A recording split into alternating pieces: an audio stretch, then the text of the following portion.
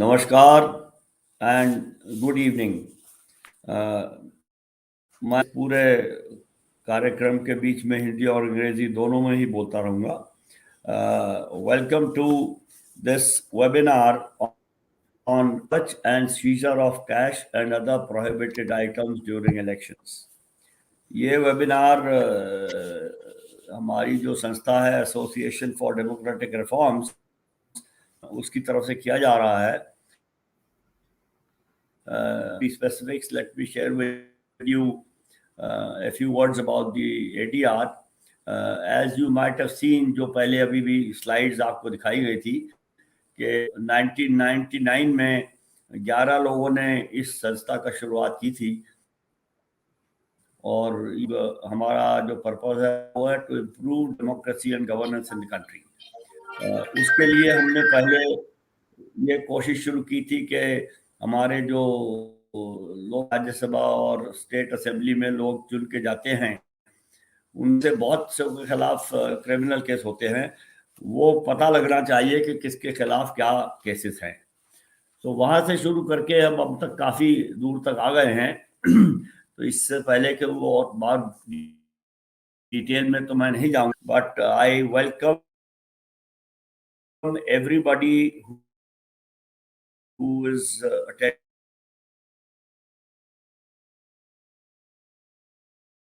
Or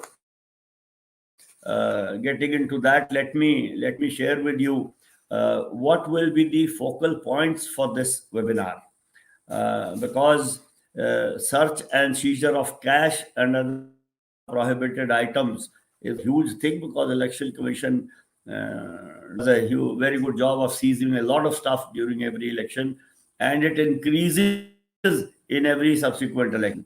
So there will be 6 issues on which we will attempt to focus. Of course, I am sure our speakers already know that, but I am doing this more for the benefit of the people who are attending the webinar. So the 6th point: misuse of money, power, and other forms of undue influence in electoral campaigns and possible recommendations or solutions. Number 2, the SOP or Standard Operating Procedure of the Election Commission of India regarding search and seizure and its role in preventing distribution of cash and other forms of freebies during elections, as also critical analysis of the implementation of the SOP. Just as an aside, several years ago in a constituency called Thirumangalam in Tamil Nadu, it was found कि लोग ambulance में रुपए भर के ले जा रहे हैं। The plan was कि एम्बुलेंस को देख के तो कोई रोकेगा नहीं, सायरन बज रहा होगा और वो निकल जाएगी, लेकिन इलेक्शन कमीशन के लोगों ने उसको रोका और उसमें पता लगा नकदी भरी हुई थी। Unavailability of information regarding status of cases of seizure, action taken against candidates, case, prosecution, FIR registered, the complaints lodged on real-time basis, list kinds of specific political parties and candidates involved, of mechanism for state-wise tracking of such cases of search and seizures during elections, of the money and other items seized, etc. Number 4, lack state CEOs, staff, as well as other concerned regarding the SOP devised by the Commission on Search and Seizure. Number 5, steps to be taken in view of the current predicament, like non-binding nature of the Model Code of Conduct issued by the Election Commission of India, bribery still not a cognizable offence or a ground immediate disqualification, and lastly, the way forward to address the issue of money and other influences in political funding. The last one is particularly important because हम लोगों की कोशिश यही रहती है कि ये कुछ अगर इसमें सुधार हो तो अच्छा है, बजाय इसके कि हम सिर्फ इसको क्रिटिसाइज करें। तो इस वेबिनार में हमारे पास 3 बड़े टूर और बढ़िया स्पीकर हैं। मैं उनके इंट्रोडक्शन तो करवाऊंगा जैसे जैसे बता देता हूं। हमारे पहले स्पीकर हैं मिस्टर JS सहारिया, दूसरे हैं मिस्टर वेंकटेश नायक और तीसरे हैं mister Ghulam Jilani. Since we now have about 1 hour 15 minutes left, and we leave significant amount of time for discussion. So may I request each of the three speakers 15 minutes on their presentations, and then we'll come to discussions and so on. So we'll first begin with Mr. Saharia.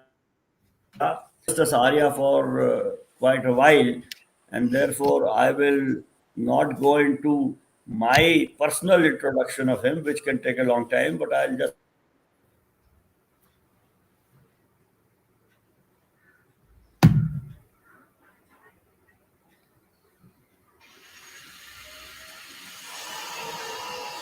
Can't hear. Yeah. Can you hear me now? Yes. In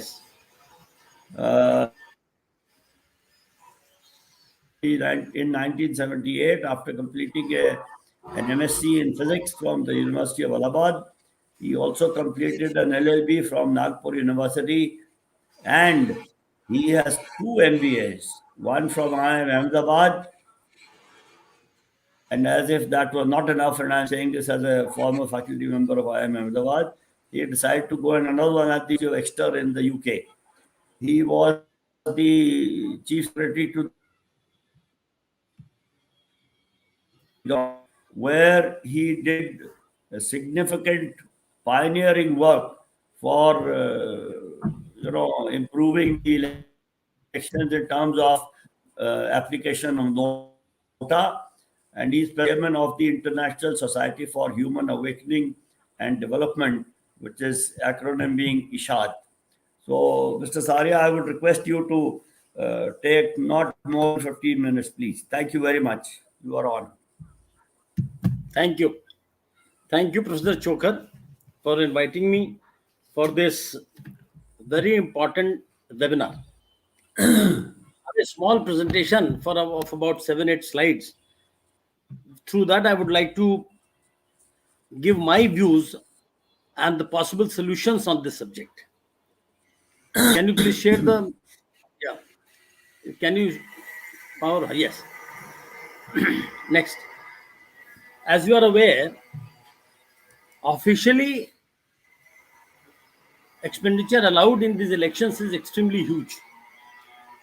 With my experience of the State Election Commission Maharashtra, where I handle the elections to nearly 300,000, 3 lakh seats in the local bodies over a period of 5 years. The amount of money which is officially allowed, if you see, it's huge, phenomenal. If you see this table, Maharashtra, we elect 48 members of parliament, and as per the prescribed expenditure limit, I'm told these limits have been revised. The expenditure of allowable expenditure by the candidates is about 336 crores. These are old figures. This may be about 400 crores now. MLAs 288 in Maharashtra. Again, the expenditure is about 806 crores. That may be about 1,000 crores. I am presuming 10 candidates per seat, and every candidate is spending the same kind of money. As against that, in the local governments, I have got municipal corporation, councils, Zilla Parishad, Panchayat Samiti. In these 2 sets of local bodies, we spend, as per the official limits, 16,000 crores, as against, say, 500 crores in parliament and 1,000 crores in assembly. I'm not counting the money which is allowed to be spent for the Gram Panchayat elections, where the numbers are extremely large. Next.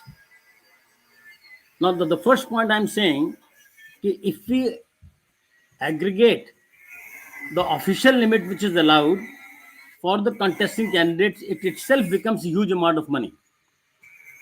Now, there is very little research and data available on the money which is being spent by the candidates or political parties. We read about them very, the information which comes during the elections is very sporadic and very, according to me, very, very minuscule and minimal. We conducted a survey when I was the election commissioner from 21st to 26th November 2016 in only 18 municipal councils. And our findings were that the average spending by the candidates was 4 times that of the allowed limits. In important towns of Tulzapur and Shirdi, which are temple towns, the actual expenditure by the candidates was in the region of 6 times the limit. And where the councils with heavy budgets, bigger budgets, the average expenditures are much more. And the very interesting point, the expenditure to the run-up of the elections, the daily expenses increase exponentially. Now, this is something very eye-opener, and I cannot generalize from here because there is not much research and data available on that. Next. Next. Now, as far as seizure and search and seizure is concerned, back. Search and seizure. As far as search and seizures are concerned, in Maharashtra, we practically follow the same SOP as that of Election Commission of India. But if you look at it, during my time in 2017, I did elections to about 33% local self-governments, and we seized about 27 crores of rupees and illegal liquor of about 8 lakh liters, besides the arms and ammunition, etc., etc.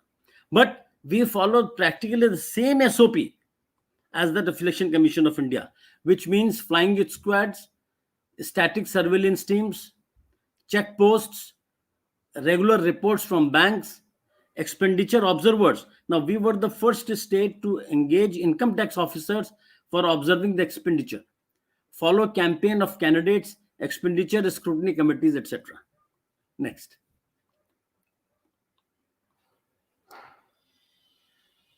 Now, there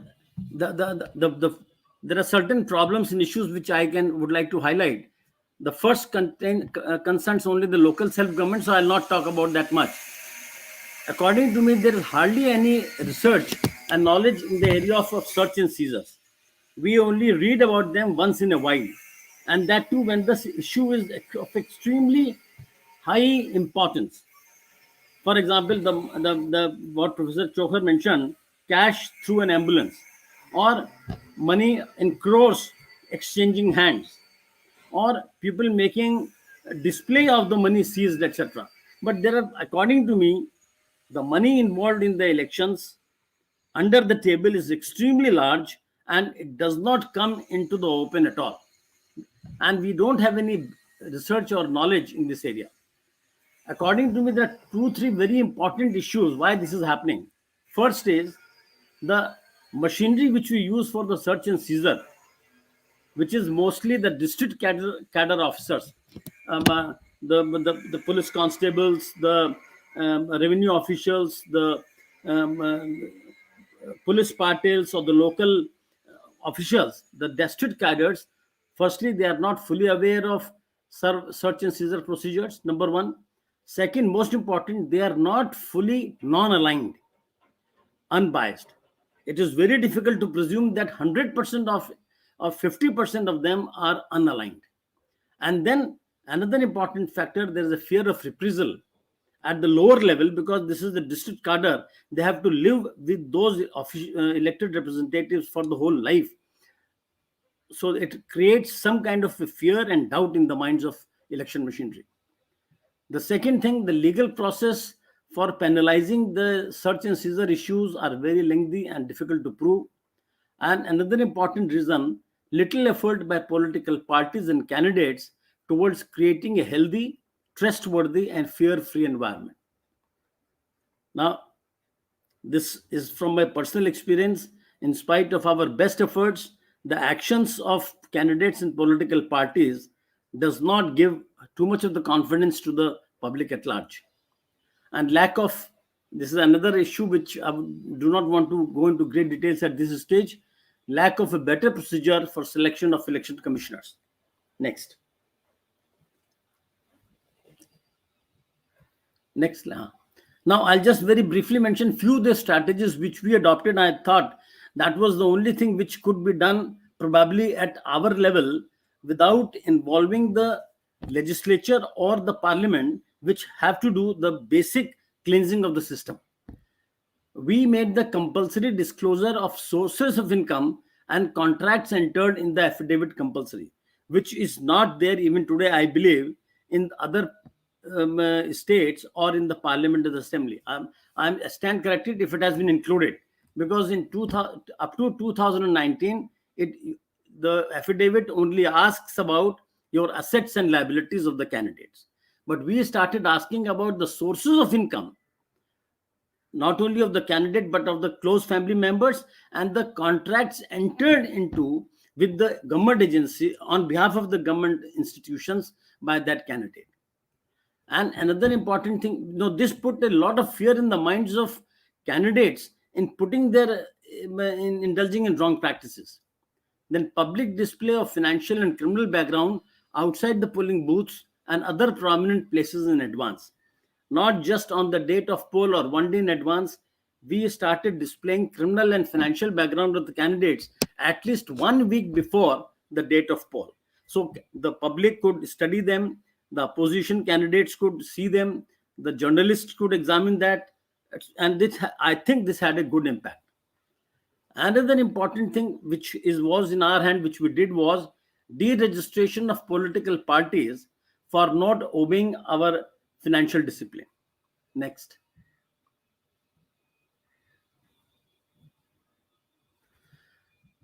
Appointment of expenditure observers, we did for the first time for the local government, but this is a very important tool in the hands of the ECI. Filing of nomination papers with the help of computers. We also did one important thing: ban on use of discretionary grants by elected representatives prior to 3 months of the expiry in terms of the expiry of the term of the local self-government. Now, every MP, MLA, and every councillor gets certain discretionary grants. So we banned the expenditure out of this discretionary grants even by the ministers, MPs and MLAs. Zilla Parishad Nagpur going for the election, and suppose if their term is expiring on 31st December, so from end of September, nobody, October, November, December, no minister, no MP, no MLA was allowed to spend or sanction even from the discretionary grants. So this put a lot of pressure on the candidates to be little more fair. And finally, we did some nota also, and we tried to do something in that. So what I'm trying to say, that besides the normal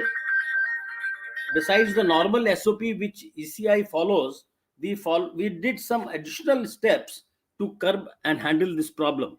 Otherwise, this problem is so huge that it does not come to our notice, because of the local level officials do not have enough courage, number one, and they do not have that, the environment is not conducive enough for them to come forward and file the complaints. Next.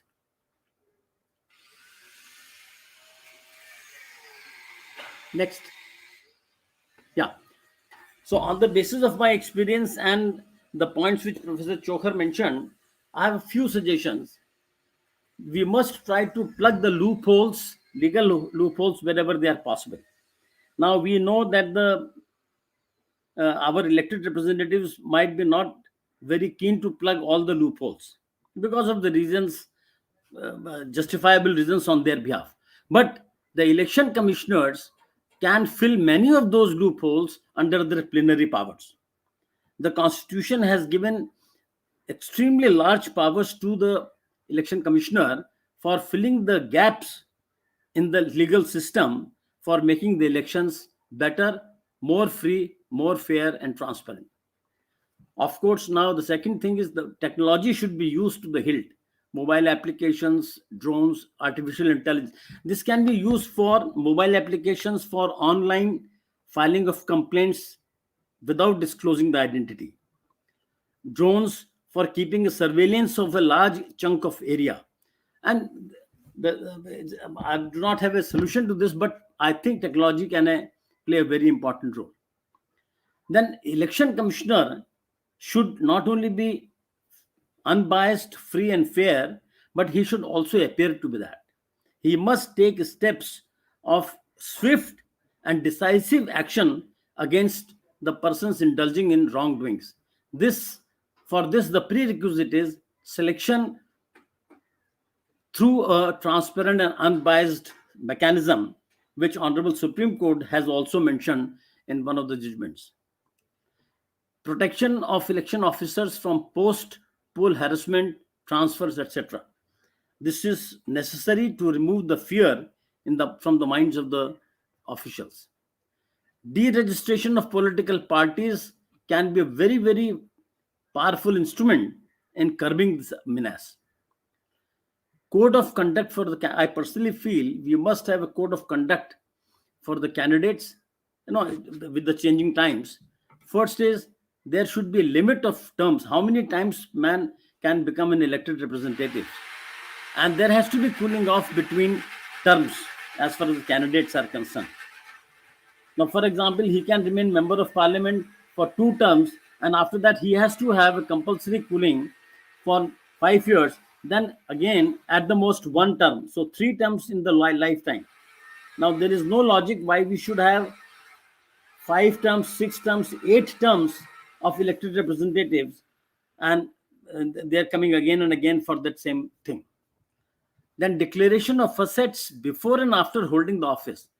Today, the mechanism is that whenever a candidate wants to file a nomination paper, he has to declare his assets and liabilities. Now, our suggestion is he should declare both at the time of entering the office and at the time of demitting the office. Whether he contests the election subsequently or not is not the issue. What were the assets before 5 years and what were the assets after 5 years? And if they are not in proportion to your known sources of income, action should be taken against him, against the private individual. Now, these are some of the suggestions which can be implemented at the level of probably the election commission itself.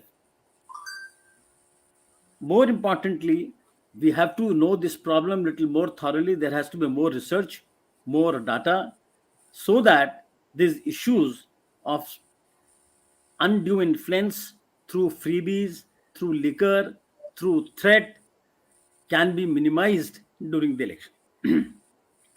I don't think I should speak further than this. And if there are any questions, I will answer them subsequently. Thank you. Thank you, Mr. Saharia. The suggestions that you have made obviously very, very clearly reflect the rich experience you have in administration as well as in administration of elections. Thank you very much. And now I will request our next speaker, Mr. Venkatesh Nayak. Mr. Venkatesh Nayak is the program head, Access to Information Program of the Commonwealth Human Rights Initiative, CHRI, and is presently a key public training resource on the right to information across South Asia, Africa, and the Caribbean. If you ever happen to travel to any of these areas in Africa and in the Caribbean and South Asia, you will run into people who have been trained by Mr. Venkatesh Nayak quite frequently. Previously, he was a doctoral research fellow in history and has authored research and public education documents on the right to information, the basic structure of the Indian Constitution, issues of social justice, among others. Let me also add that Mr. Venkatesh Nayak, though does not have a law degree, but he is much more informed and versatile in the knowledge of law than several of the lawyers that I know, being one myself. So it's a great pleasure to have you here, Mr. Nayak. And now you are on, hopefully not more than 15 minutes, please. Thank you. Yes. No, thank you very much for that very generous introduction, Professor Chhokar. My very distinguished co-panelists and the organizers at ADR and and our listeners here. I will not take 15 minutes. I would rather share my thoughts in the course of the interactive session.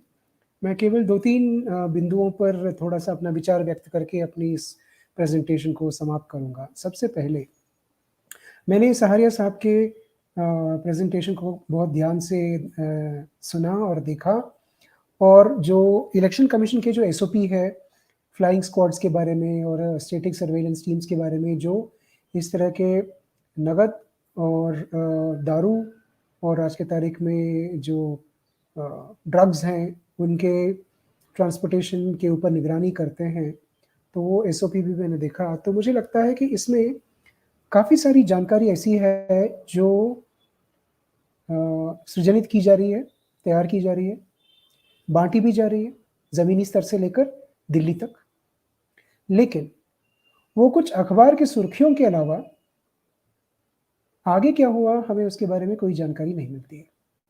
जैसे मैंने जब मुझे बताया गया कि इस panel पे मुझे बोलना है, तो मैंने सोचा ये तो मेरे लिए काफ़ी नया टॉपिक है, तो थोड़ा इसके बारे में रिसर्च करूँ और देखूँ कि क्या आंकड़े या जानकारी मिल सकती है इस तरह के अवैध प्रकार के जो नकद और दारू की इस्तेमाल होता है इलेक्शंस के दौरान।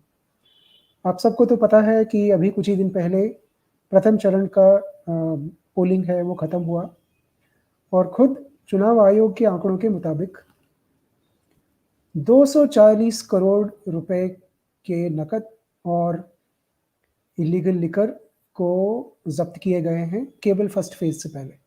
और अभी कुछ ही घंटों की पहले की सुर्खी है कि उत्तर प्रदेश में द्वितीय चरण के पोलिंग से पहले 11 करोड़ रुपए के इलीगल कैश और लिकर जब्त हुए हैं। और भी चिंताजनक बात यह है कि करोड़ों रुपए के ड्रग्स पंजाब में जब्त हो रहे हैं।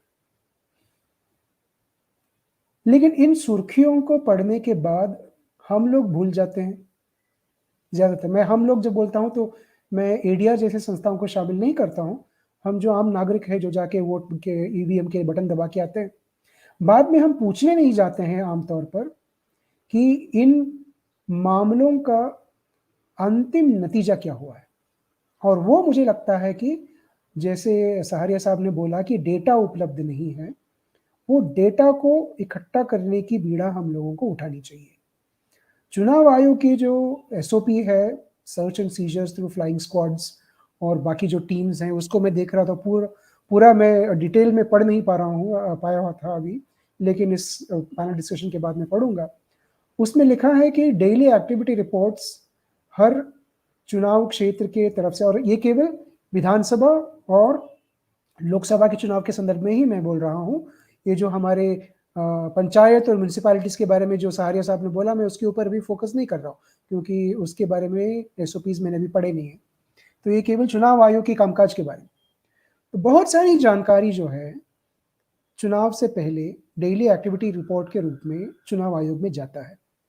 और जहाँ तक मुझे जानकारी है, उनके वेबसाइट्स पे प्रेस रिपोर्ट्स के अलावा ये डेली एक्टिविटी रिपोर्ट्स पब्लिश नहीं किए जाते हैं। शायद मैं गलत हो सकता हूँ, प्रोफेसर छोकर और एडीआर के अन्य साथी मुझे करेक्ट करें अगर मैं कुछ कह रहा हूँ, अगर वो गलत है। लेकिन मुझे लगता है कि केवल प्रेस रिलीज के माध्यम से इसके बारे में जानकारी देना काफ़ी नहीं है। ये सारे डेली एक्टिविटी रिपोर्ट्स ये सार्वजनिक होने चाहिए। सार्वजनिक होने का मतलब क्या है, उसका फ़ायदा क्या है? फ़ायदा ये है कि आप और हम में से जो आरटीआई कानून के बारे में जानकारी रखते हैं, उसके प्रक्रिया, जानकारी लेने की और मांगने की प्रक्रियाओं के बारे में जानकारी रखते हैं, हमें सुविधा होगी इन केसेस को फॉलो अप करने के लिए। क्योंकि केवल सर्च करना, सीज करना और उसको कहीं पे रखना काफ़ी नहीं होता, उनमें बाकायदा क्रिमिनल केसेस फाइल करना होता है। तो वो केसेस का कभी कब फाइल हुए, वो एफआईआर का निपटारा कैसे हुआ, तफ्तीश कैसे हुई, मामला कोर्ट तक पहुंची कि नहीं पहुंची, कोर्ट ने कितना समय लिया उन केसेस को उनमें ट्रायल कंप्लीट करने के लिए, ये सारी जानकारी जो है ये कहीं पर भी एक जगह क्रोडीकृत रूप में ना तो सिविल सोसाइटी के माध्यम से पब्लिक हुआ है, शायद स्टडीज ही नहीं हुए हैं, और जो हमारे विश्वविद्यालय हैं, कॉलेजेस हैं, departments of political science, public administration वगैरह जो है, उनके तरफ से भी इसके ऊपर जहाँ तक मुझे जानकारी है इतना सीरियसली रिसर्च नहीं हुआ है। तो इस मुद्दे से निपटने के लिए मुझे लगता है सबसे पहले तो डेटा, आंकड़े और जो मुकदमे हैं, मामले हैं, उनकी ताज़ा स्थिति और उनका हर स्टेज का जो प्रोग्रेस है उसके ऊपर हमें ध्यान देना पड़ेगा, वो जानकारी इकट्ठा करके पब्लिक करने के लिए। एक तो वो बात। दूसरी बात, ये जो इतने बड़े पैमाने पर नकद का जो जब्तीकरण होता रहा है, हर चुनाव में होता है। मैंने 2019 के लोकसभा चुनाव के आंकड़ों को भी देखा, तो उस वक्त 1400 से अधिक करोड़ रुपए का नकद ऐसे ही जब्त किया गया था। वो नकद गया कहाँ? और जो लोग जिनके सुपुर्द वो नकद पाए गए, उनके साथ क्या कानूनी कार्रवाई हुई? कितने लोगों को दंडित किया गया? जो चुनाव के उम्मीदवार हैं, उनको किस तरह से उनकी भूमिका के ऊपर जांच की गई और उनके खिलाफ क्या एक्शन लिया गया, इसके बारे में कहीं पर भी ज़्यादा जानकारी नहीं मिलती है। तो इसमें अगर हमें डेली एक्टिविटी रिपोर्ट्स जो चुनाव आयोग में सबमिट होते हैं, मान लो चुनाव आयोग देने के लिए तैयार नहीं है, कि वो कहते हैं कि नहीं अलग अलग राज्यों से आते हैं तो इकट्ठे हमारे पास एक जगह उपलब्ध नहीं है, टाल मटोलने वाली जवाब मिलता है ईसीआई से। मेरे भी अपने अनुभव हैं जब मैं आरटीआई उनके यहाँ फाइल करता रहा हूँ अन्य मुद्दों पर। तो जो वो डेली एक्टिविटी रिपोर्ट्स हैं वो कम से कम राज्य के स्तर पे जो चीफ इलेक्टोरल ऑफिसर होता है उनके पास भी अवेलेबल होते हैं।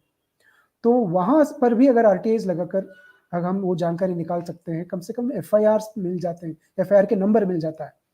तो सुप्रीम कोर्ट के 2016 या 17 की आदेश है youth bar association of India versus union of India के मामले में कि सारे एफआईआर कुछ संगीन मामलों को छोड़कर, जैसे टेररिज्म हो या फिर महिलाओं और बच्चों के खिलाफ जो आपराधिक मामले हो, उन बातों को छोड़कर बाकी सारे एफआईआर जो हैं वो सार्वजनिक होना जरूरी है। बहुत सारे राज्य के पुलिस विभागों ने एफआईआर को पब्लिक करना शुरू किया है। कई सारे राज्यों में उनके वेबसाइट से एफआईआर की कॉपी अगर निकलवानी हो तो वहां पर ईमेल और लॉगिन वगैरह करना पड़ता है। कोई बात नहीं, हम कर लेंगे उसको, फ्रीली अवेलेबल नहीं है, कुछ राज्यों में फ्रीली अवेलेबल है, ईमेल वगैरह की जरूरत नहीं पड़ती, वो निकलवा सकते हैं। फिर बाद में केसेस के फॉलोअप आज की तारीख में आसान हो गया है, क्योंकि ई कोर्ट सिस्टम के माध्यम से जो केसेस के डिस्ट्रिक्ट लेवल पे या फिर ट्रायल कोर्ट्स के लेवल पे जो प्रोग्रेस होता है उसको पता किया जा सकता है राज्यों के स्तर पर। तो यहाँ मुझे लगता है कि काफी बड़े पैमाने पर हमें वॉलंटियर्स को इकट्ठा करके, खासतौर पे जो युवा वॉलंटियर्स हैं, जो छात्र हैं और छात्राएं हैं, उनको लेकर हमें यहाँ पर एक रिसर्च की मुहिम चलाना जरूरी है। पूरे देश भर में नहीं तो कम से कम गिने चुने कुछ राज्यों में जहाँ पर इतने बड़े पैमाने पर ये नकद और जो लिकर है उनका बरामदी हुई है, तो उन स्टेट्स को फोकस करके वहां पे काम किया जाए कि इन केसेस का अंत में नतीजा क्या निकला। एक तो ये। फिर दूसरी बात, जो इतने बड़े पैमाने पर करोड़ों की संख्या में, जैसे आलू टमाटर जो हम लोग सब्जी के ठेले के ऊपर जो देखते हैं ना खरीदते समय, तो उस संख्या में जो करोड़ों का जो कैश का जो ट्रांजिट होता है, ट्रांसपोर्ट होता है, ये किसी एक उम्मीदवार की बस की बात नहीं है, ये तो पॉलिटिकल पार्टीज की बस की बात है। और आज के तारीख में आप सब जानते हैं कि हमारी चुनावी प्रणाली को ऐसे बनाई गई है अमेंडमेंट्स करते करते कि जो निर्दलीय उम्मीदवार हैं उनके चुनाव में भाग लेने के भी जो आसार है वो कम हो गए हैं। ज्यादातर पार्टी सपोर्टेड कैंडिडेट्स ही चुनाव में लड़ते हैं और जो नॉन सीरियस कैंडिडेट्स है वही इंडिपेंडेंट के रूप में लड़ते हैं। तो जितना ज्यादा पैसा का जो यहाँ पर इस्तेमाल होता है अवैध तरीके से, वो पार्टी के माध्यम से ही आता होगा। तो वो नोटबंदी के बाद, 2016 के नोटबंदी के बाद, और ये बात मैंने कुछ पुराने एडीआर के प्रोग्राम्स में भी उठाए हैं, नोटबंदी के बाद से तरीका आसान हो गया है देखने के लिए, ढूंढने के लिए कि कैश विड्रॉवल्स कैसे हो रहे हैं, क्योंकि आरबीआई का खुद का निगरानी तंत्र बना हुआ है हाई वॉल्यूम कैश विड्रॉवल्स के ऊपर, लेकिन वो जानकारी पब्लिक नहीं होती। वो कहते हैं फाइड्यूशियरी रिलेशनशिप है, वैश्वासिक नातेदारी वाली रिलेशनशिप है कस्टमर और बैंक के बीच, तो इसको पब्लिक नहीं कर सकते। लेकिन इन मामलों में जहां पर इतने बड़े पैमाने पर कैश का सर्कुलेशन हो रहा है, वो हाई वॉल्यूम विड्रॉवल्स के माध्यम से ही हो सकता है। भले ही चुनाव के कुछ महीने पहले से हो या पहले से ही, मतलब नोटबंदी के बाद से उनको जमा करके रखे गए हो। कल परसों आपने पेपर में पढ़े भी होंगे कि 2000 रुपए वाले डिनोमिनेशन के नोटें कहीं पे भी दिखने को मिल नहीं रही पब्लिक में। ये केवल 500 के, 100 के, 200 के और जो छोटे डिनोमिनेशंस के वही मिल रहे हैं। यानी ये सारे 2000 के जो हैं ये कहीं पे लीगली ब्लैक के रूप में ये इकट्ठे किए गए हैं। So we really have to look at the high volume withdrawals first, और उसके लिए क्या स्ट्रेटजी अपनानी है, आसानी से जानकारी नहीं मिलने वाली है। ये हमें सोचना पड़ेगा कि क्या स्ट्रेटजी अपनाएं और पूरा सुप्रीम कोर्ट तक जाकर इस मामले को लेकर लड़ने के लिए तैयार रहना है, क्योंकि इसमें सार्वजनिक हित बिल्कुल उसमें निहित है। Completely it's in public interest. There is no personal interest, no private interest, anything involved here. There is an overbearing public interest, which is the purity, freeness and fairness of elections. तो उसको लेकर मुहिम लेना छिड़ना जरूरी है. और अंतिम एक पॉइंट रखकर मैं अपनी बातों को खत्म करूंगा. ये मैं देख रहा था, ये आंकड़े जो प्रथम स्तर के जो प्रथम चरण के जो चुनाव के बारे में जो सीजर्स का आंकड़े आए हैं, केवल पंजाब में सुना है कि 6.6 लाख लीटर का जितना लिकर का जब्तीकरण हुआ है प्रथम चरण से पहले. तो इतने बड़े पैमाने पर खरीदारी कहां से होती है? ये जाहिर है कि किसी रिटेल स्टोर से तो आता नहीं होगा. ये कहीं पर चुनाव में जो इंटरेस्टेड उम्मीदवार हैं, पार्टीज हैं और IMFL बनाने वाले जो कंपनीज हैं, उनके बीच का ये सांठगांठ है. इसको ढूंढने का, इसको खोज निकालने का तरीका क्या है, इसके बारे में भी हमें सोचना पड़ेगा. ड्रग्स का तो अलग ही मामला है. सारे राज्यों में तो ड्रग्स इतना चलता नहीं है. पंजाब में और कुछ अन्य स्टेट्स में शायद चलता होगा. उस पर NCB, नार्कोटिक्स कंट्रोल ब्यूरो, जो RTI कानून के दायरे में बाहर रखा गया है, लेकिन चुनाव का मुद्दा क्योंकि सार्वजनिक वाला मुद्दा है, तो उसमें भी हम लोग थोड़ा दबाव डालकर वो आंकड़े निकालने के लिए हम कोशिश कर सकते हैं.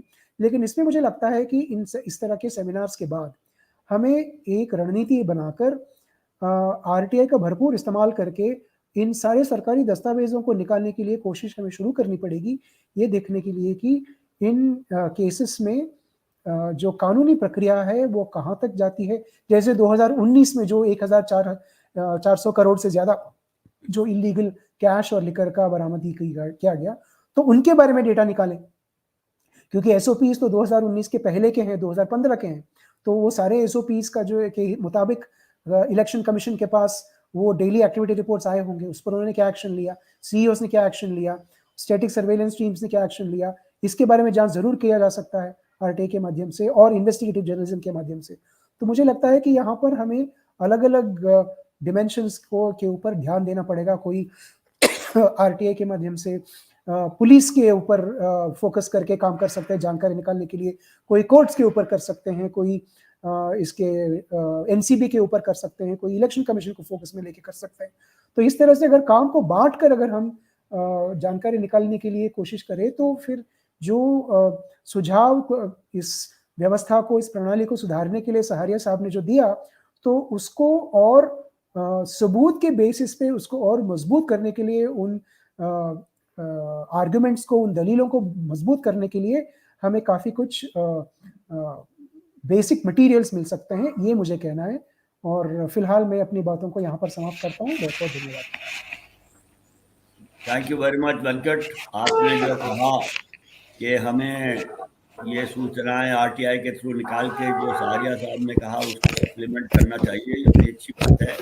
और सहारिया साहब तो पहले से ही कहते आ रहे हैं कि रिसर्च और होनी चाहिए, नॉलेज और होनी चाहिए. तो और जो आपने कहा कि इस तरह का काम को बांट के किया जाए, ये तो ऑब्वियसली बहुत ही अच्छी बात है. तो आप अगर इसमें जो भी इनिशिएटिव लीजिएगा, तो मैं समझता हूँ मिस्टर सहारिया और हम लोग तो आपके साथ हमेशा से हैं ही. So I am sure you can spearhead this activity, and that would be a great contribution.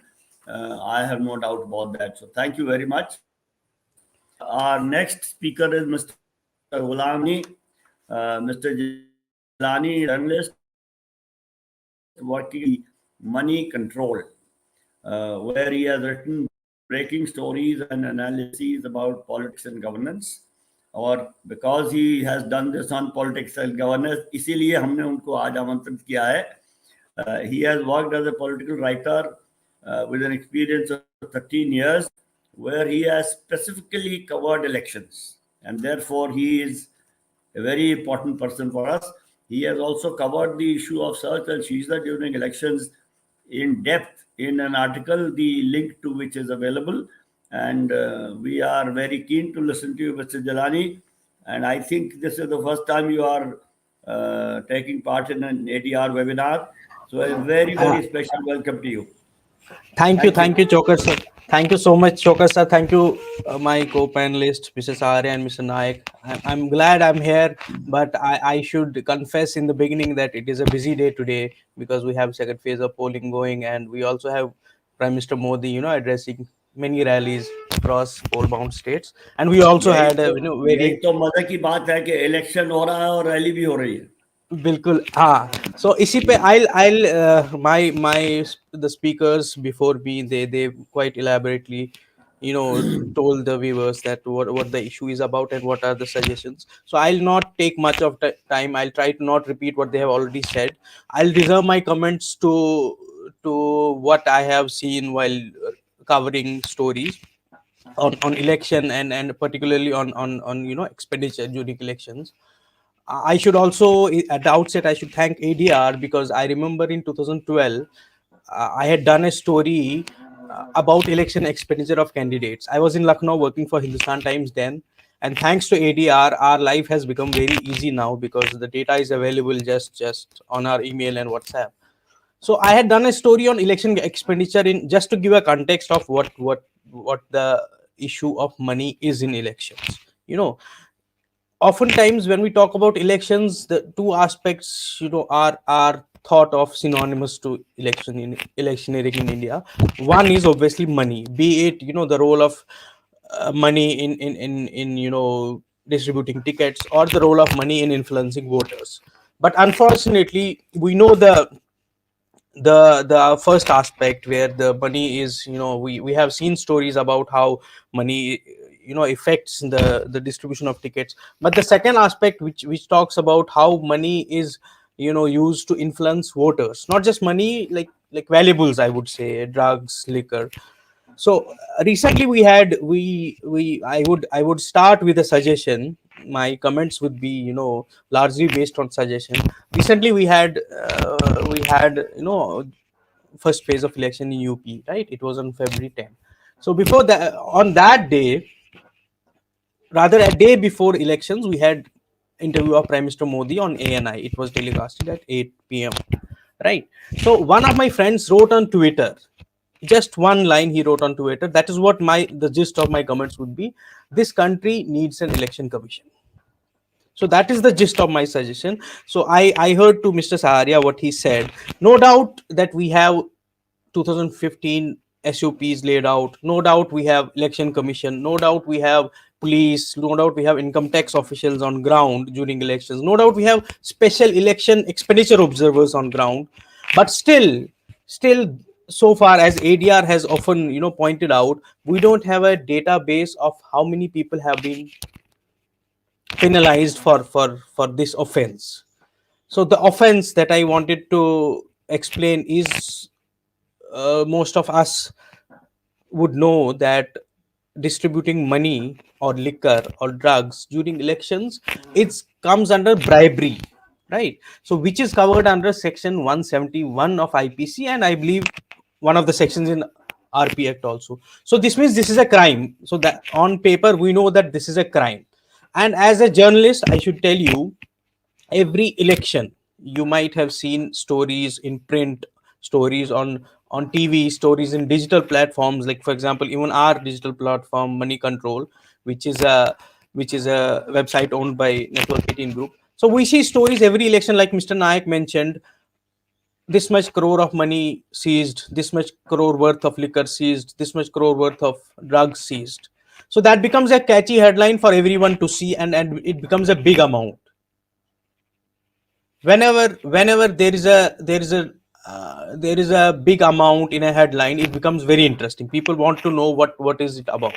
But after that, once the elections are over, be it parliament elections, which is Lok Sabha election, be it general, be it assembly elections, or be it whatever elections are over, and we forget. So as Mr. Chhokar was saying, I did a story not long ago during last Bengal elections. I did a story what actually happens to the money that is seized during elections. So the link to the story is mentioned in the comments. I found out that after the money or the drugs or the liquor worth crores of money, crores of rupees is seized, elections happen, election results are announced, and nothing happens. This is something that everybody knows. This is something that even politicians know. So that means we know we have people acknowledging the fact that there is a loophole in the system. Not that we don't have a norm for it, not that we don't have rules for this, but the fact is the implementation of rules is not there. One aspect, which is very important aspect, is that we don't implement the rules properly. So when I was doing this, I'll again go to the story. I was doing the story. I found out when I spoke to some of the election commissioners who have retired and some who are off record. I spoke to some of them who are serving.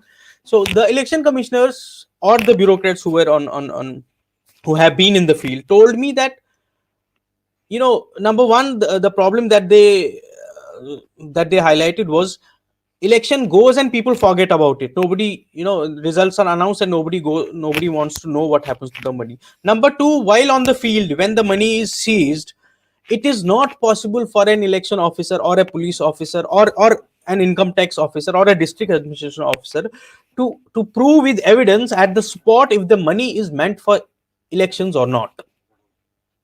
So as the SOPs, as mentioned by Mr. Nayak, in 2015 these SOPs were issued. The SOP says if the money, I'm sorry, I am not prepared a presentation because I was too busy today. The SOPs are there, laid out SOPs, and if the money is about 10 lakh rupees, if it is below 10 lakh, if the officer on duty he succeeds in proving that this money is meant for elections, then prosecution happens, he seizes the money. But if the money is about 10 lakh, money I'm talking about cash, then it becomes an income tax property. Then income tax procedure is happened. Income tax procedure starts. So unfortunately, what happens in, for example, we have an example in 2019 in May. There was a Supreme Court hearing, and the government of India had submitted an affidavit in Supreme Court, which said that almost all the money and other valuables seized during 2014 general elections were refunded. So that is what happens to the money. Why was this money refunded? So around 300 crore rupees were seized during 2014 elections across the country. And in 2019, the government, in an affidavit submitted with the Supreme Court, it was after the 2019 results were announced, the government is saying the whole money was refunded to people from whom it was seized. And another surprising fact was that out of tens of hundreds of people who were booked for possessing this illegal money or valuables, only 3 were penalized. The rest of them were let go of. So that is where the problem is. So, and as I said earlier, even the politicians know that there are loopholes in the system. They can get away. I remember once, I don't remember the exact quote, once Mr. Vajpayee, I had read somewhere in one of the books, had famously said, I quote, I have written the quote here, he had said that most legislators embark on their parliament careers with a gross lie. झूठ बोल रहे हैं वो सारे, most of the legislators. And what is the lie? The false election returns which they submit. I'll go back to the 2012 example, 2012 assembly elections. I started a story on expenditure limit on candidates. It was an assembly election in UP, and I believe, I'm not sure, I think it was 10 lakh rupees was the limit for the candidate to spend. And I did a story on how much money did the candidate spend. So the story was based on Lucknow. Lucknow has 9 assembly constituencies. So I checked with all the 9 constituencies and the candidates and saw that not even single candidate had spent more than 10 lakh rupees in election. So that is where the loophole is. You have election commission putting a slab, putting a cap on the money that a candidate can spend. Recently, I believe last month, the election commission raised the cap. It raised the cap for assembly elections up to 40 lakhs, and for ADR might correct me, for general election it was raised up to 95 lakh, depending on the state. For example, in UP, if you are contesting an assembly election, the candidates who are contesting assembly election, their upper limit for expenditure is 40 lakh. In Goa, which is a small state, it is 28 lakh.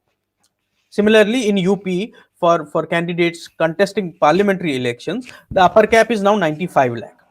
And for a smaller state like Manipur, it is 75 lakh. So the point is, there is a limit. There is a rule, but the candidates do not spend even the candidates that they, the documents that they submit, according to those documents, according to their expenditure reports, it is found that they do not even spend the amount of money that they are supposed to spend.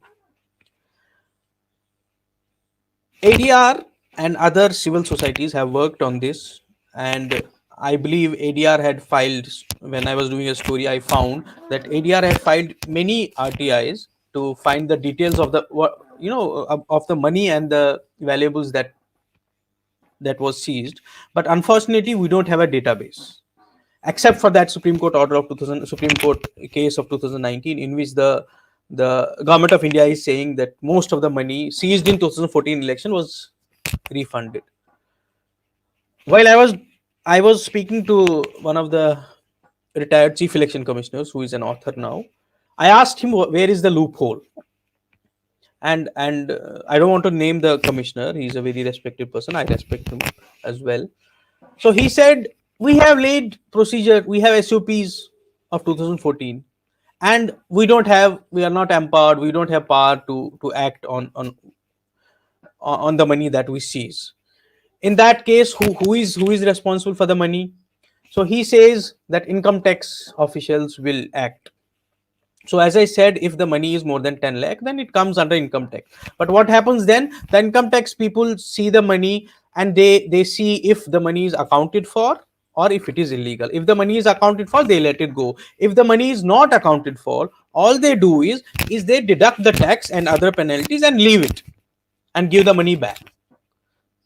So it is very important issue that ADR has raised today, and I believe there has not been much discussion on this issue, and I'm glad we are discussing it here today on a day when UP and other Uttarakhand and Goa are going to polls. I think I started my comments by saying that, one of my friends had tweeted that this country needs an election commission. Apart from that, this country needs an election commission. Obviously, yes, we need a strong election commission. Apart from that, we since the election commission is not as strong as we would have expected, because today also, I don't know if people know that today was election in UP, in Uttarakhand, in Goa, and Prime Minister had two rallies. One is Kanpur Dehat in UP, another in Punjab in Ludhiana, and another thing that happened in the morning at 8 a.m. in the morning. UP Chief Minister Yogi Adityanath had an interview. So this is the scenario that we are living. So that's why my friend had said we need an election commission. How can a political leader, how can a leader, address people on national television and talk about elections on a poll day? So while we need an election commission, we also need a civil society to do follow-ups, to ask questions like ADR has been doing. As I said earlier, ADR has been very helpful in, for not just for the common, for journalists as well. I mean every day, every election, we get to know how many criminals, how many rich people, how many crorpatis, and how many, blah blah blah things are happening. So that is thanks to ADR. Otherwise, we would have to go to election commission websites or go to district election offices and collect the affidavits of the candidates and do it, no due diligence, which we don't have time for.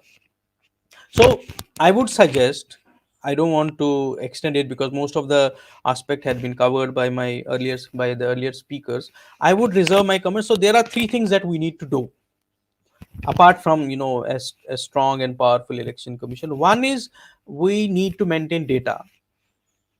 We have ADR and other civil society groups doing that for us, but we need to maintain data on a larger scale. I think more and more civil society groups, more and more NGOs, more and more non-profits should come up, more and more, information RTI based organizations like Mr. Nayak is heading. So these organizations need to come up and ask these questions. RTI is a very powerful tool that this country has, and through RTI, so many scams have been unearthed. So one is that the civil society has to play a very proactive role till election commission strengthens in seeking information and in collecting a data. We can go to, as they do. Another aspect that we as one of the speakers was saying, we need to use more and more technology in on the field. Like we talk about AI, we talk about, we have our leaders talking about startups, we have our leaders talking about technology, we have our leaders talking about unicorns. Why can't we use this, modern, why can't we have a, modern day technology used in elections? I know elections in India is a big massive exercise, and it's a very big exercise for a global exercise, I would say, largest elections in terms of number of people that vote. But if we want to have proper, we want to have a proper scrutiny of the money that is used to influence voters, not just in terms of cash but also in terms of liquor and drugs, we need to make full use of technology.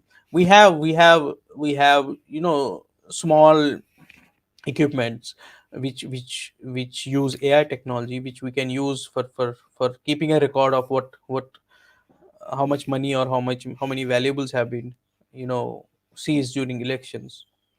I know election commissioners or election commission officers or special observers or police for that matter or district official, they are occupied. I know election is a big exercise, and they often say that it's not possible for us to just make out what was the source of money. Oftentimes it ends up with an excuse that we don't know the source of money. We could not prove that this money was meant for influencing voters.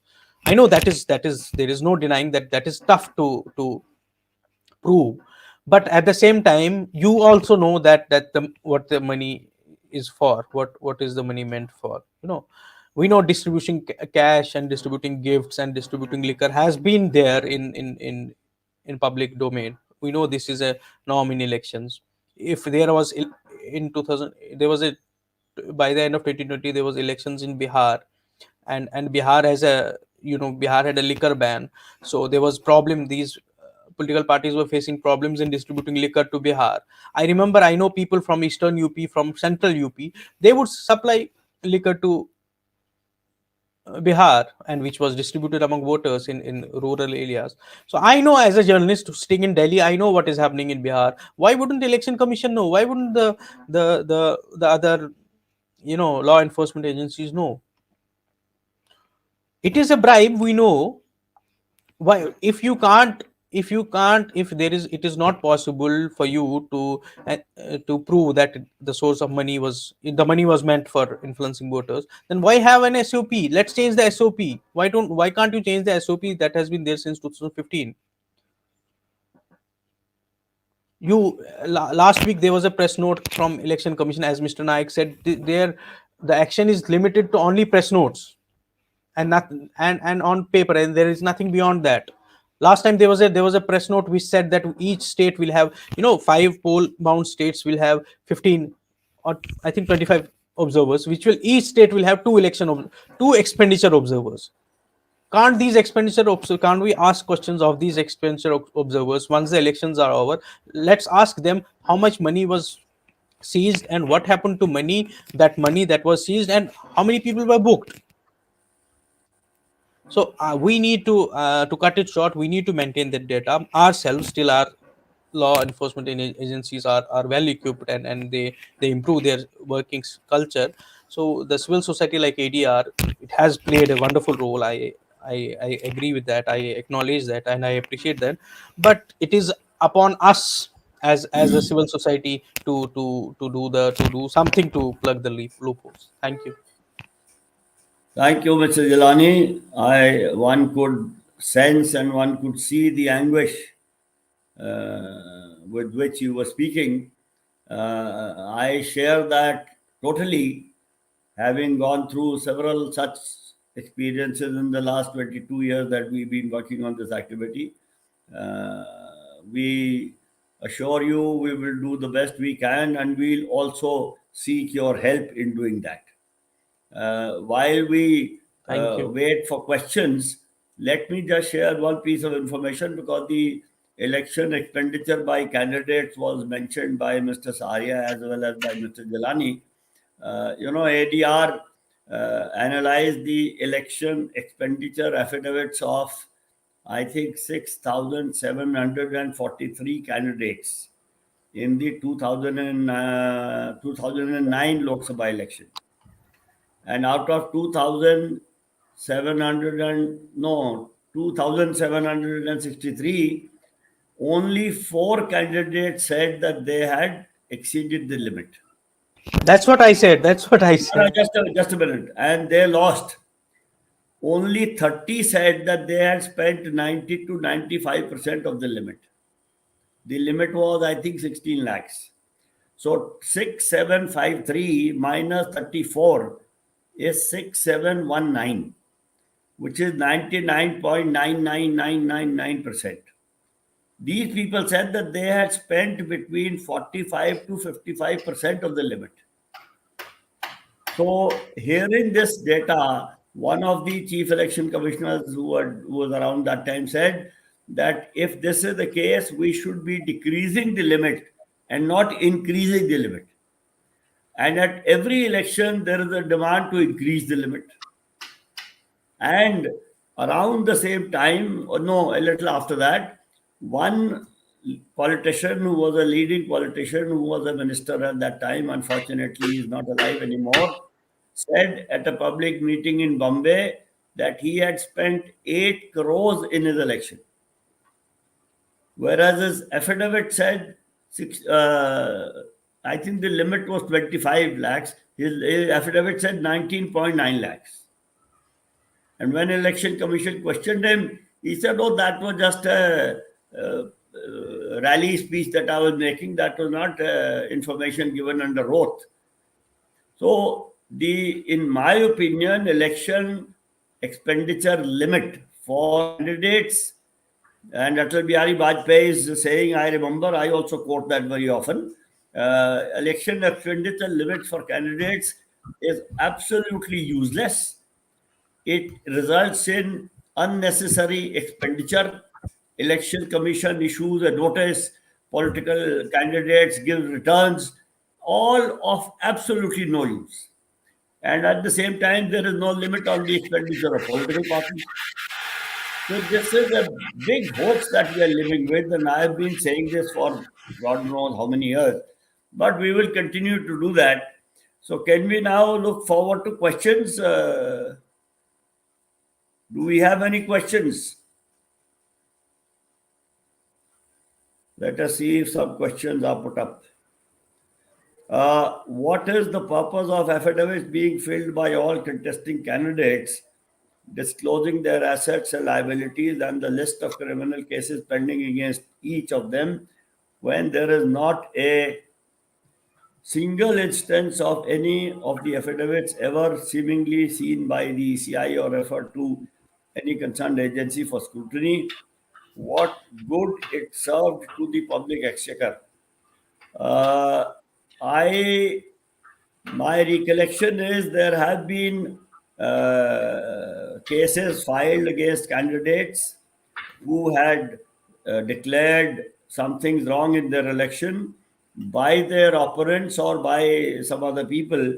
And in some cases, the candidates who lied in their election affidavits have been convicted and penalties imposed. This is my impression.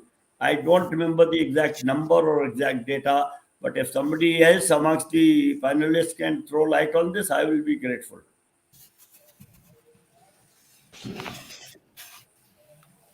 I think, may I? Yes, please. Yeah, I think there have been cases we see, somebody is elected an MLA, and the court case is going on about his, affidavit. And if it is found that he has lied on oath, lied on affidavit, then he is disqualified. We had cases in Delhi also, where I don't know if there is any number, but there are very few, but there are cases it was an elected MLA is disqualified for lying on oath. So, though I would only suggest to Mr. Ranga that some instances of affidavits being used and false affidavits leading to prosecution have happened, and I would request him to continue to follow this up. And if he comes across any such things, we would certainly encourage him to take action. We will support him to the extent we can. Thank you. Next question, please.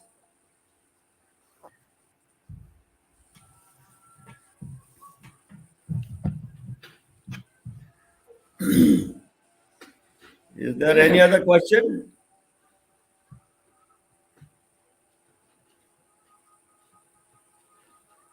is this inaction because of ECI only or due to some external factors also? It will be nice if you can explain this aspect.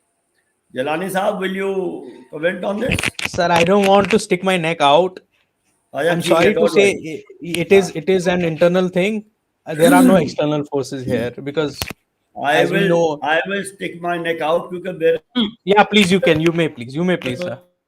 I think it is from staff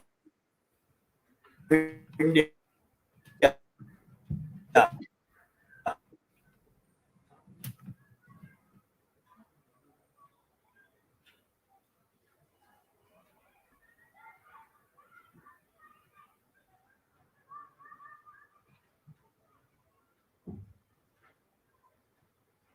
No sound. Sir आपकी आवाज नहीं आ रही. आवाज बंद हो गई. Family, and therefore they don't take action against each other. But the problem is also with some of the people in the civil society who don't take action.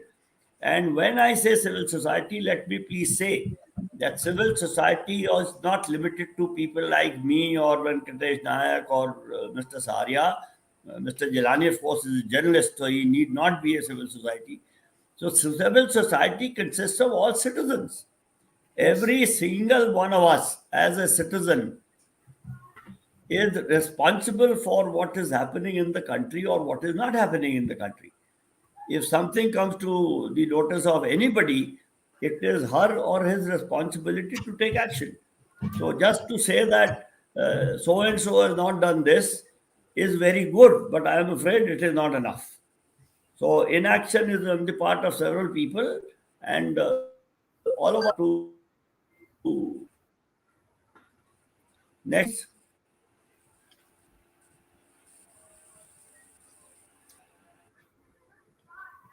Search and seizure of cases due to lack of coordination and transparency between different agencies involved due to loopholes in the SOP. Would any of the guests like to respond to this?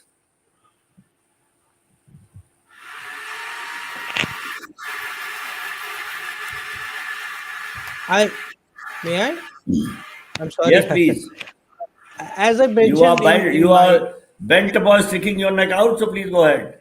No. So basically, we have SOPs, as Mr. Saharia also said, and Mr. Nayak also. These are 2015 SOPs. I'm not saying there is any loophole in SOPs. SOPs are clear, as one of the election commissioners told me. But I think we need to have, as the question rightly points out, we need to have a proper coordination between district authorities and state authorities and police and income tax. There are so many law enforcement agencies involved in this process. It is not a something that only one department or one law enforcement agency does.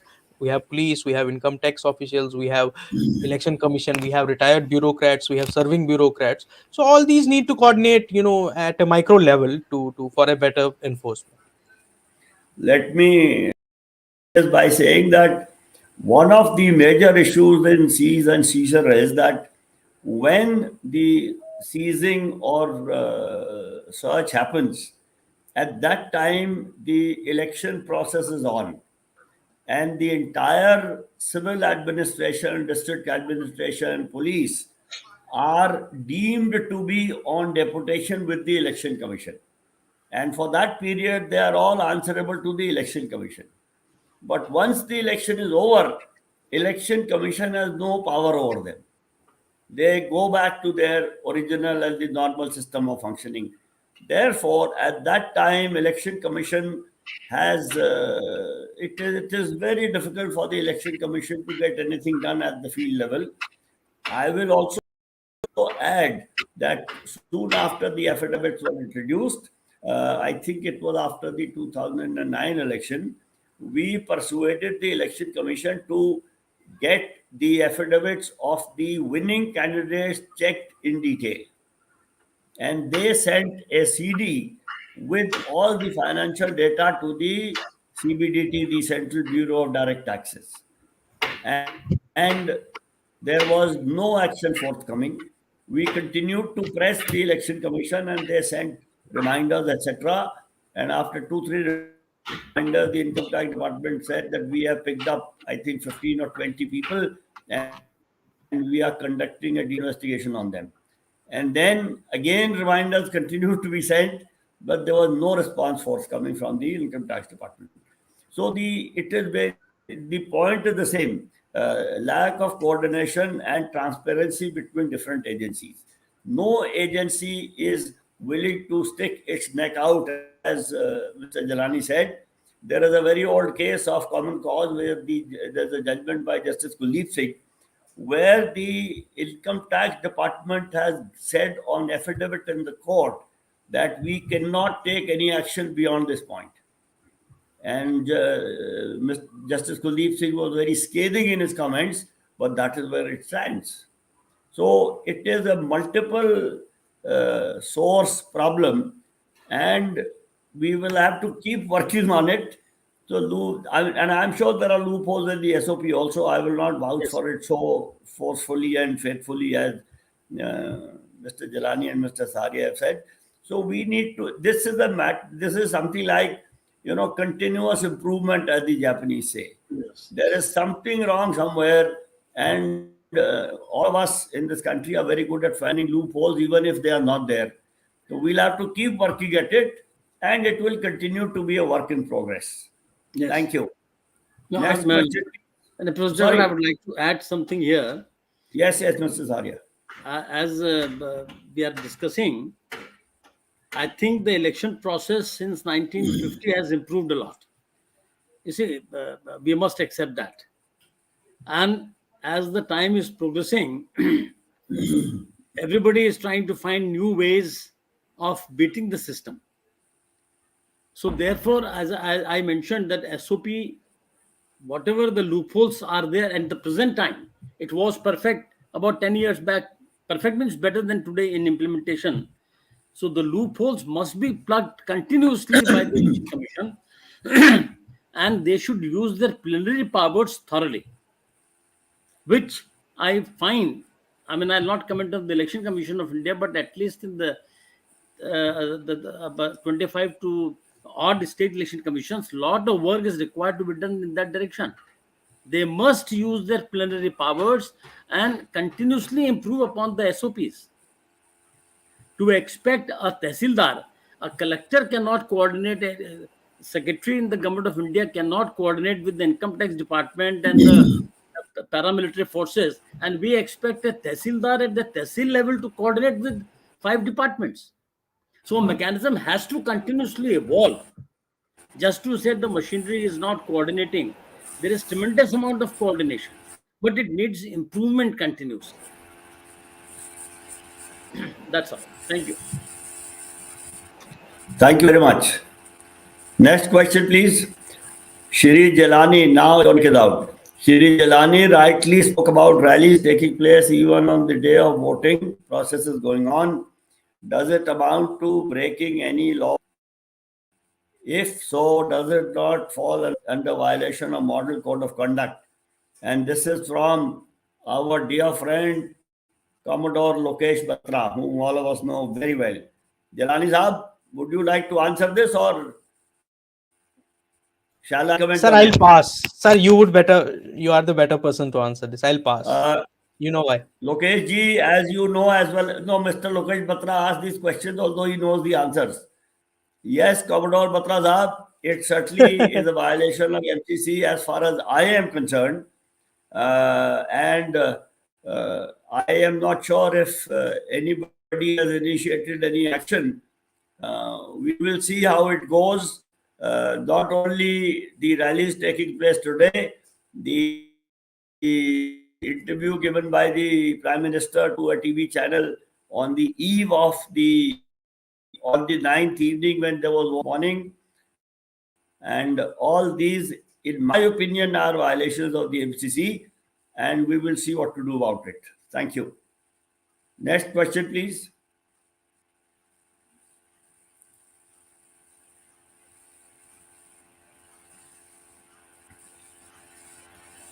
And let me add that Commodore Batra is asking these questions from the United States of America. Astha again, what could be the way forward in a scenario where these central agencies like ECI have denied us the information on search and seizure under RTI application? Astha. Now, this, Venkat, it is entirely your field. Yeah. Well, of course, they will deny. Before I answer your question directly, let me share with you and the listeners my own experience of asking for some information about accountability. You see, in the past, I don't know whether they do it right now, but in the past, in 2012 and 13, I found on the Election Commission's website a letter that they addressed to the chairman of the Central Board of Direct Taxes, attaching copies of contribution reports of various political parties and saying, please take note of these contribution reports. I assume that everybody knows what contribution reports are. These are basically accounts of donations received by political parties, which are either 20,000 rupees or more than that, which they have to report to the commission. So I deliberately chose a letter which referred to 17 small level regional parties, state parties. Some of them are not even state parties. They are just like, they're just registered parties. And I filed the RTI with CBDT. From the headquarters in Jhandewalin, the RTIs went to the zones. From the zones, it went to the circles. From the circles, it went to the individual IT assessment officer. You would be surprised to know I got 510 replies. I was shocked at the amount of waste of money that was involved in simply transferring my RTI from the headquarters down to the IT ward. It went to about 8 or 9 different states where these parties are present. Out of the 17 political parties, the only one response that I got was from West Bengal, where they said that in response to one political party, which is part of the forward block then, they had appointed an assessment officer. Everybody else said, we have no information, we have no information. From the Bombay circle, I got two funny responses.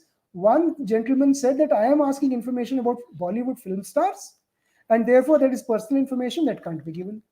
Another information officer said, I am asking details of income tax returns filed by cricketers, and that is third-party information, it can't be given. Now, at that point of time, because the volume of responses was too huge for one person to file appeals against, I did not challenge those responses. It was given to the media and the media highlighted it. That's a different matter. But whenever you don't get responses from bodies like Election Commission of India, it must not be let go of. You should start the RTI intervention with a plan to escalate the matter all the way up to the Supreme Court, which means it is a good 5 to 10 year strategy of litigation. Today, there isn't much hope from the Central Information Commission either in terms of getting a positive order on such matters. Those days are gone. Today, they have, and I can say this publicly, that the performance of the information commissioners at the Central Information Commission, most of them, there are a couple of honorable exceptions, it doesn't really leave much to be desired. There's a huge problem there. They are not pro-transparency people. When it comes to such sensitive public interest matters, they will only look at Indira Awas Yojana or PM Awas Yojana or ration cards and give positive orders, but not on these big matters, including electoral bonds. So we have to be prepared with a very strong case to go all the way up to the Supreme Court to fight these matters, because if in our generation we don't use the opportunities, and I myself am middle-aged, I am above 50. If I am not, able to convince the younger generation of my commitment to fight these battles, they are not likely to fight it on their own. They will say, "Arey seniors ne fight karke chhod diya, ye kahin kuch nahi jane wala." So we really need to get our act together, pull our socks up, have a team of lawyers, 2 or 3 of them who can help these matters, right, take them, all the way up to the courts. Doesn't matter if the master of the roster, with due respect, does not even want to assign hearing dates to those cases. We will wait. It can't wait, endlessly. It can't wait for 10 years, 15 years. Even if it is 10 or 15 years, let us hand it over to the next generation. Let them keep reminding the Chief Justice of India that, sir, this case is due. You still haven't assigned it to a bench. And let every such story be highlighted in the media. At some point of time, they have to, bend it down and they have to hear the case. So it's important to have that one quality which I have found, very abundant in Commodore Lokesh Batra, which is perseverance. Don't let go. Persevere. So that is the only way out. Do your first appeal. If you didn't get the information, if you're lucky, you will get the information. You didn't get it, do your second appeal. If the commission also doesn't satisfy you with your decisions, go to the Delhi High Court. Single judge doesn't give much of a importance to your case. Doesn't matter. File a letter expedient petition. There also you don't get it. File a special leave petition. Take the matter to the Supreme Court. The main thing is to keep fighting, and keep challenging. That's my response. Thank you, Venkat. And I will just add for the information of Astha that Mr. Venkatesh Nayak said he finds this quality in abundance in Commodore Lokesh Batra. But I must add, it is also available in abundance in Mr. Venkatesh Nayak.